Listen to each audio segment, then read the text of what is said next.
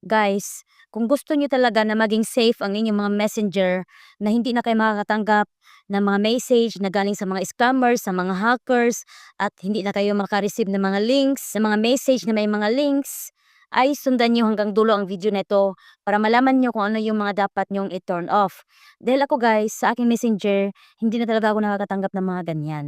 Kaya hindi ako relate sa mga nagpo-post na mayroon daw nagpapadala sa kanila, sa kanilang mga messenger na mga ganyan, na mga ganito, dahil yung messenger ko ay protektado talaga siya guys. Kaya sundan nyo hanggang dulo ang video na ito para malaman nyo kung ano yung mga dapat yung i-turn off at ano yung mga dapat yung i-turn on sa inyong mga messenger para maging safe ang inyong mga message dyan sa messenger. Dahil pag oras na mayroong magpapadala sa atin ng mga pang-engganyo, mga links, mga paasa na mga message, kung walang-wala tayo, madadala talaga tayo. Kaya sundan nyo hanggang dulo ang video na to guys para malaman nyo at para maging safe na ang inyong mga messenger para hindi na kayo makaka-receive ng mga message na mga phishing links na galing sa mga scammers. Panoorin nyo to guys. Punta lang tayo sa ating mga messenger. Pindutin ang messenger. Ngayon pag nandito na tayo sa ating messenger, pindutin po natin ang 3 lines dito sa baba. Settings, scroll up, privacy and safety. Ngayon guys, may makita kayo dito na safe browsing at scam detection. Unahin po natin tong safe browsing.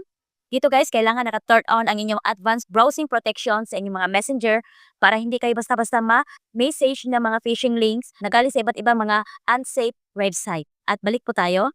Pindutin po natin ang scam detection. Dito guys, na kailangan naka-turn on ang ating scam detection in chats para pag oras na mayroong mag-chat sa inyo ng mga pang-engganyo dyan, ay madidetect ng system ng inyong mga messenger at automatic yan mag-pop up sa screen ng inyong mga cellphone kaya magkakaroon kayo ng alerts dyan sa inyong mga messenger kung kailangan nyo bang mag-reply sa mga message na yan. Okay? At balik po tayo. Message delivery. Pindutin po natin yan. Dito guys, kailangan naka-set up ang mga settings na ito. Kung naka-public ang inyong mga Facebook account, at konektado ang inyong mga Facebook account sa inyong mga messenger, ay kailangan nyo i-set up ang tama.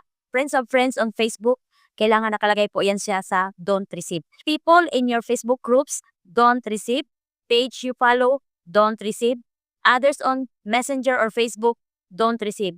Para hindi kayo basta-basta ma-message ng hindi nyo friends sa Facebook at Messenger. Sana po may natutunan, follow and share.